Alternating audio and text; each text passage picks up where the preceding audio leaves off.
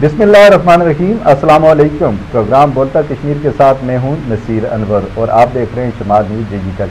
नाज़रीन कराम, पिछले 76 बरसों से आज़ाद कश्मीर में जो भी चीफ एग्जीक्यूटिव आए हैं उनका हर एक का अपना ही तर्ज हुक्मरानी रहा है।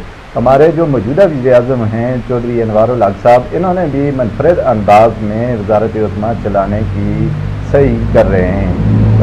इस उनके जो मुनफरद अंदाज है इससे आवाम को किस हद तक रिलीफ मिला है और जो उनकी टीम है वो किस हद तक आवाम को रिलीफ पहुँचाने में कामयाब हुई है, इस सारे मामले पर आज हम अपने प्रोग्राम में गुफ्तगू करेंगे। हमारे साथ मौजूद हैं सीनियर तजियाकार जनाब जवेद इकबाल हाशमी साहब। हाशमी साहब, बहुत शुक्रिया आपका, आपने शुमाल न्यूज़ को वक्त दिया। वज़ीर-ए-आज़म आज़ाद कश्मीर चौधरी अनवारुल हक साहब कुछ करने की कोशिश कर रहे हैं, कुछ करना चाह रहे हैं, लेकिन इसके बावजूद अवामी में बेचैनी पाई जाती है और अब तक आवाम को जो गुड गवर्नेंस है, मेरिट की बाली है, एहतसाब है, इस हवाले से कुछ देखने में नज़र नहीं आ रहा। तो क्या कहेंगे इस सारे मामले पर आप? बहुत शुक्रिया नसीर साहब। सबसे पहले शुमाल डिजिटल न्यूज़ के जुमला नाज़रीन को मेरी तरफ से अस्सलाम वालेकुम। जहाँ तक आपके सवालात का तल्लुक़ है तो मैं गुजारिश ये करना चाहता हूँ कि आज़ाद कश्मीर का ये जो खित्ता है इसको कायम हुए 76 बरस हो चुके हैं और 76 बरस के दौरान जो है ना नित नए तजर्बात ही होते रहे हैं। यहाँ 1970 के बाद 1970 में आज़ाद कश्मीर में सदारती निज़ाम नाफिज हुआ और उस निज़ाम के बाद 74 में जो है ना एक्ट 74 के ज़रिए पार्लिमानी जमहूरी निज़ाम नाफिज हुआ, जिसके बाद आम इंतखाबात हुए और फिर तो दरमियान में थोड़ा सा मार्शल का वक्फा आया। तो 85 के बाद जो है ना आज़ाद कश्मीर में इंतखाबात बाकायदगी के साथ हो रहे हैं। ये वाहिद खित्ता है आज़ाद कश्मीर का जहाँ जमहूरी निज़ाम जो है ना वो तसलसल के साथ जारी है। बेशक। तो ताबीर और तरक्की जो है ना इस जो हमारा आज़ाद कश्मीर का जो खित्ता है इसके 4 बुनियादी मकासद मुतय्यन किए गए थे। सबसे पहला इसका बुनियादी मकसद तहरीक आज़ादी कश्मीर था। तहरीक आज़ादी कश्मीर के लिए हमने क्या कर रहे हैं कि सियासी तौर पर आम आहंगी पैदा कर रही है। नज़रिया इलाके पाकिस्तान और नज़रिया जो है इलाके पाकिस्तान के साथ नज़रिया पाकिस्तान की तरवीज जो है शायद और लोगों के अंदर आम आहंगी और इत्तेहाद यकजहती पैदा कर रहा। दूसरे नंबर पर गवर्नेंस थी और गवर्नेंस के ज़रिए जो आपने लोगों को तालीम, सेहत और रोज़गार और इंसाफ और अमन अमान कायम करना था। और तीसरा जो बुनियादी मकसद था वो था तामीर और तरक्की का। तामीर और तरक्की जो है स्कूल बनाना, अस्पताल बनाना, सड़कें बनाना वगैरह वगैरह। तो शुरू में तो हमारे पास इतने वसाइल नहीं थे। 85 से पहले जनरल अयाद खान के दौर में जो है ना ये जो तरक्याती काम थे इनकी बुनियाद रखी गई।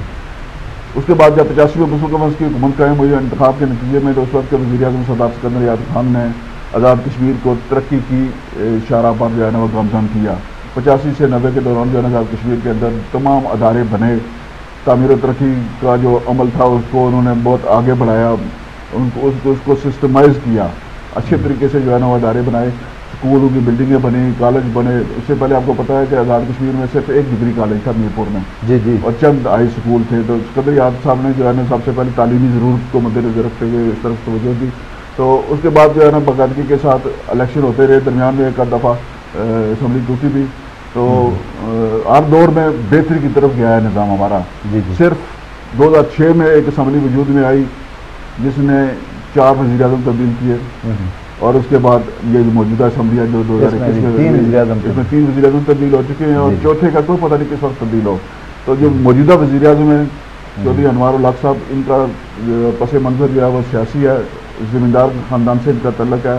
इनके एक बड़े भाई जो है ना वो फौज में जनरल से ओहदे से रिटायर हुए हैं।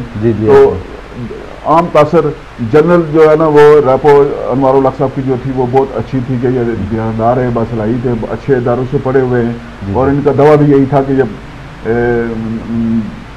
अच्छाई की तरफ अच्छा होने का दावा था इनका, परसाई का दावा था इनका। जी बिल्कुल ऐसे ही इंटरप्ट करूँगा थोड़ा सा माजरत के साथ। जब से अनवारुल हक साहब इक़्तिदार में आए हैं तो उन्होंने कुछ नया करने की कोशिश की और मेरे ख्याल में जब से इनका इंतखाब हुआ है तो तारीख़ में पहली बार जो है इनको 52 के ईवान में से 48 वोट मिले और भारी अक्सरियत से कोलिशन गवर्नमेंट में आई। और उसके बाद एक लंबे अरसे तक जो है वो पोर्टफोलियोज़ का मसला था, वज़रा का था, वो नहीं हल हो रहा था। फिर आवाम में एक बेचैनी की लहर थी कि चलें जी وزراء کو پورٹ فولیو کب ملیں گے، وزیر کون کون بنیں گے، وہ آہستہ آہستہ کرتے کرتے اس میں کافی سارا عرصہ لگ گیا اور 6 ماہ بعد یہ معاملہ حل ہو گیا۔ اب وزراء کو پورٹ فولیو بھی مل گئے، محکمے بھی مل گئے، یہ الگ بات ہے کس کو کون سا محکمہ ملا یا نہ ملا، لیکن اب بھی عوام میں بے چینی ہے اور عوام جو ہے وہ مطمئن نہیں ہے، عوام کے کام نہیں ہو رہے، وزیر اعظم کام کرنا چاہ رہے ہیں۔ بنیادی مسئلہ کیا ہے؟ حکیم صاحب آپ کا بہت زیادہ تجربہ ہے کہ کیا دیکھتے ہیں کہ خامیاں کہاں پہ ہیں؟ بنیادی مسئلہ یہ ہے کہ یہ مخلوط حکومت ہے، یہ کسی ایک جماعت کی حکومت نہیں ہے۔ اس میں 2 بڑی جماعتیں مسلم لیگ نون اور پاکستان پیپلز پارٹی کے علاوہ انوار الحق صاحب کا اپنا دڑا بھی شامل ہے، تو یہ 3 جماعتوں پر مشتمل مخلوط حکومت ہے، اور 3 جماعتیں ایسی ہیں جنہوں نے ایک دوسرے کے خلاف الیکشن لڑا ہوا ہے۔ ہر حلقے میں جو ہے نا وہ 3 نمائندے ہیں حکومت کے، تو جہاں 3 نمائندے دعوے دار ہوں وہاں پھر نظام حکومت جو ہے نا وہ درست سمجھ میں نہیں چل سکتا۔ انوار الحق صاحب نے شروع میں کوشش کی، دعوے بھی کیے کہ میں اچھے کام کروں گا، انہوں نے احتساب کا نعرہ بھی لگایا، اصلاحات کی کوشش بھی کی، کچھ کام انہوں نے کیے بھی اچھے، مثلا دفاتر میں حاضری یقینی بنائی، بایو میٹرک سسٹم نصب کیا، بہت سارے محکموں میں اچھے افسران کی بھی تعیناتی بھی کی، کفایت شعاری کے حوالے سے کفایت شعاری بھی انہوں نے اپنائی، اور بہت اس کے بڑے دیکھیں انہوں نے اپنی ذات کو مثال بنانے کی کوشش کی ہے۔ جو اچھا کام ہے اس کی تعریف کرنی چاہیے کہ وہ وزیر اعظم سیکریٹریٹ، وزیر اعظم ہاؤس جو ہے جس کے روزانہ خراجات جو ہیں وہ 1.5 لاکھ روپے تھے، وہ انہوں نے کم کر کے چند ہزار روپے تک محدود کر دیے ہیں۔ تو اس کا مطلب یہ ہے کہ گھر سے کھا کر آئیں اور وزیر اعظم کے ساتھ میٹنگ کر کے واپس چلے جائیں اور گھر جا کر کھائیں، یہ اچھی مثال ہے۔ سرکاری خزانے سے جو ہے نا وہ کھانے پینے کا جو رجحان ہے اس کو انہوں نے ختم کیا ہے۔ اب وزراء کو بھی اس کی پیروی کرنی چاہیے۔ اب جو وزراء کو محکمے الاٹ ہو چکے ہیں تو ایک ہمارے یہاں یہ تاثر ہے جی کہ فلاں کو بڑا محکمہ ملا، فلاں کو چھوٹا محکمہ ملا، کوئی محکمہ بڑے چھوٹے ہوتے ہیں، کوئی بڑا چھوٹا محکمہ نہیں ہوتا ہے، وزیر ہوتا ہے، وزیر سب ہوتی ہے، سب وزراء کو یکساں مراتے ہیں، یکساں تنخواہ ہے، سب کچھ یکساں ہے، وزیر سب برابر ہوتے ہیں۔ آگے جو اختیار ہوتا ہے وہ وزیر کے اپنے اندر موجود ہوتا ہے، صلاحیت اس کے اندر موجود ہے۔ اگر صلاحیت ہو تو پھر اختیار کا تقاضا نہیں کیا جاتا، اختیار وہ کا تقاضا وہ کرتے ہیں جن کے اندر صلاحیت نہیں ہوتی۔ تاثر یہ ہے کہ ہمارے یہاں آزاد کشمیر کے اندر گزشتہ کچھ عرصہ سے جن محکموں کا بجٹ بڑھا ہے وہ بڑے محکمے ہیں، مثلا پی ٹی ایس کا محکمہ ہے یا شہراز کا محکمہ ہے، مرکزیات کا ہے، لوکل گورنمنٹ کا ہے، اسی طرح ایجوکیشن کا محکمہ سب سے بڑا محکمہ ہے، جس میں 40,000 سے زیادہ ملازم ہیں، جس میں تقرریاں تبادلے ترقیاتیاں وغیرہ ہوتی ہیں، ملازمتوں کے زیادہ موقع ملتے ہیں، تو پبلک ڈیلنگ جس محکمے میں زیادہ ہو اس کو بڑا محکمہ سمجھا جاتا ہے۔ حالانکہ ایسی بات نہیں ہے، ہر وزیر جو ہے نا وہ اپنے محکمے کے اندر بااختیار ہوتا ہے، اس کے معاملات میں کوئی مداخلت نہیں کرتا۔ وزیر اعظم کا اختیار جو ہے نا گریڈ 18 سے اوپر شروع ہوتا ہے، گریڈ 18 تک وزیر بااختیار ہوتا ہے، اور جو کام کرنا چاہے۔ ماضی میں بے شمار ایسی مثالیں موجود ہیں کہ پیپلز پارٹی کے دور حکومت میں ایم کیو ایم کے 2 وزیر تھے، سلیم بٹ اور طاہر کھوکھر، جنہوں نے مردہ محکمہ ٹرانسپورٹ کا محکمے کو ٹرانسپورٹ کا بڑا جان ڈالی اس میں، بالکل اس میں انہوں نے کام کیا اور دکھایا، کام کر کے دکھایا۔ اور سلیم بٹ نے جو ہے نا وہ ٹورزم اور یوتھ سپورٹس کے محکمے میں پورے آزاد کشمیر میں ایسے ایسے پروگرام کروائے کہ اس کے بعد کسی کو توفیق نہیں ہوئی ایسا کام کرنے کی، نہ اس کام کو آگے بڑھانے کی۔ تو یہ جو انوار الحق صاحب کا دور حکومت ہے اس وقت تک 6-7 ماہ ہیں، اس میں وقت ضائع ہوا ہے، پورٹ فولیوز کی تقسیم میں تاخیر ہوئی ہے، جس کی وجہ سے آزاد کشمیر کے اندر جو ہے بے چینی پیدا ہوئی ہے۔ اس وقت آزاد کشمیر میں 2 بڑے ایشوز ہیں، بجلی کے بل لاکھ کا ایشو ہے اور آٹے کا ایشو ہے۔ آج پاکستان میں آٹے کی قیمت میں 75 روپے فی کلو اضافہ ہو گیا ہے، ہمیں آٹا جو ہے نا 3200 روپے من مل رہا ہے آزاد کشمیر کے اندر۔ تو یہ فرق جو ہے تفاوت، گندم ہماری بھی ادھر سے آتی ہے، وہاں کی حکومت نے گندم کی قیمت میں اضافہ کر دیا، 4700 روپے من کر دی ہے، اور دیگر اخراجات ڈال کر پاکستان میں آٹا 6000 روپے من ہو گیا ہے۔ تو آزاد کشمیر حکومت کے پاس کوئی وسائل نہیں ہے، نہ ہی یہاں گندم پیدا ہوتی ہے، انہوں نے گندم خریدنی ہے، تو یہ کیسے یہ فرق ختم کریں گے؟ تو یہ بے چینی بڑھے گی۔ بجلی کا معاملہ جو ہے وہ بیٹھ کر حل ہو سکتا ہے، وہ ویسے ہی اس کو ایشو بنانے کی کوشش کی گئی ہے، ایسا مسئلہ تھا نہیں، لیکن ٹیرف کا جو معاملہ ہے بنیادی طور پر وہ اصولی طور پر بیٹھ کر طے ہو جانا چاہیے، اس کو ایشو نہیں بننا چاہیے۔ چل رہے ہیں گورنمنٹ کی جو یہ اساس معاملات ہیں، آزاد کشمیر کا خطہ انتہائی اساس خطہ ہے، یہاں جو ہے نا چاروں اطراف میں دشمن بیٹھا ہوا ہے جو چھوٹے موٹے معاملات کو ایشو بنا کر اس کو ایکسپلائٹ کرتا ہے کہ آزاد کشمیر کے اندر کچھ بھی نہیں ہے، لڑائی جھگڑے ہیں، انتشار ہے، تو یہ قومی مفاد کے خلاف چیزیں ہیں، اس طرف توجہ دینا۔ اچھا حکیم صاحب، آپ نے آغاز میں جیسا کہ فرمایا کہ یہ جو مطلب پارلیمانی نظام ہے آزاد کشمیر کی جو تاریخ ہے اس کی، وہ 2006 میں 3-4 وزرائے اعظم جو ہیں وہ تبدیل ہوئے، اور پھر اس کے بعد اب جو ہے 2021 سے جو اب 23 تک جو پارلیمانی سیشن چل رہا ہے، اس میں 3 وزراء اعظم چینج ہو گئے ہیں، تو آپ نے ایک بڑی بات کی شروع میں کہ اب چوتھے کا نہیں پتہ کب آ رہا ہے، تو آپ بڑے باخبر صحافی ہیں ماشاءاللہ، اور ہمیشہ آپ کے پاس اندر کی خبر ہوتی ہے، تو کیا دیکھتے ہیں اس حکومت کا مستقبل کیا ہے؟ دیکھیں، جو مخلوط حکومت ہے نا، وہ اس میں توازن قائم رکھنا ذرا مشکل ہوتا ہے، تو توازن جب بھی قائم کرنے کی کوشش کی جائے گی تو ظاہر ہے اس کا ایسا بقدر جسا تو مل گیا ساری پارٹیوں کو میرے خیال سے. ایسا بقدر جسا آپ اس کو کہہ تو سکتے ہیں، لیکن عملاً لوگ مطمئن نہیں ہیں. جی جی.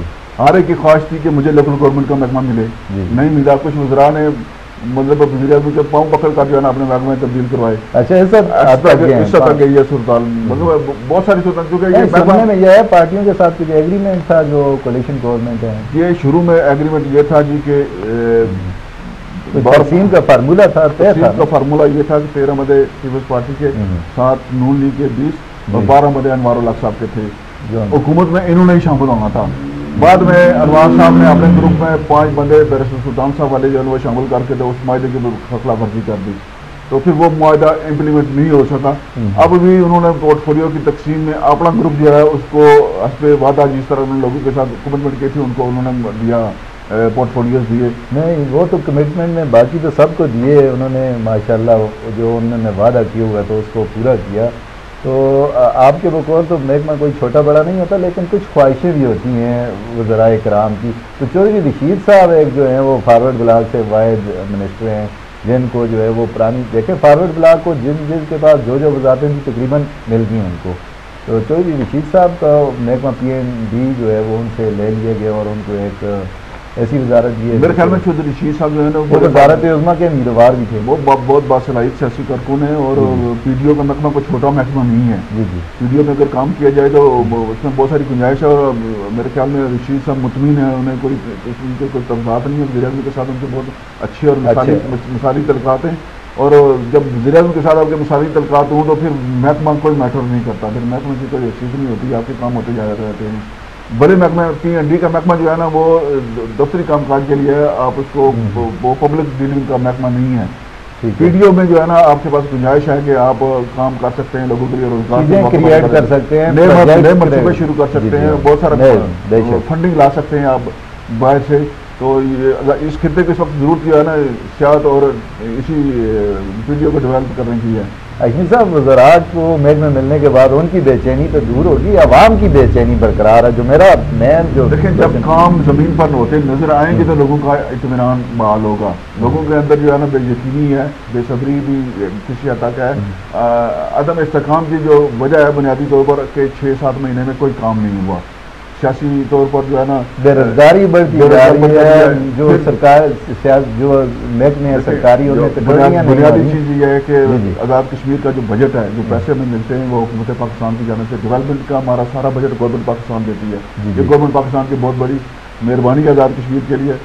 اور جو ہمارے جو تنخواہوں اور پینشن کے جو پیسے ہیں یہ وفاقی ٹیکسوں سے جو ہے ہمیں ملتے ہیں 75 ارب روپے. ہماری مقامی آمدن جو ہے نا صرف 40 ارب روپے ہے. یوں سارا آپ کا دار و مدار حکومت پاکستان پر ہے، اور حکومت پاکستان کی اپنی معاشی حالت کوئی اچھی نہیں ہے. جب ان کی اپنی معاشی حالت اچھی نہیں ہے تو پھر ظاہر اس کا اثر ہم پر بھی پڑنا ہے.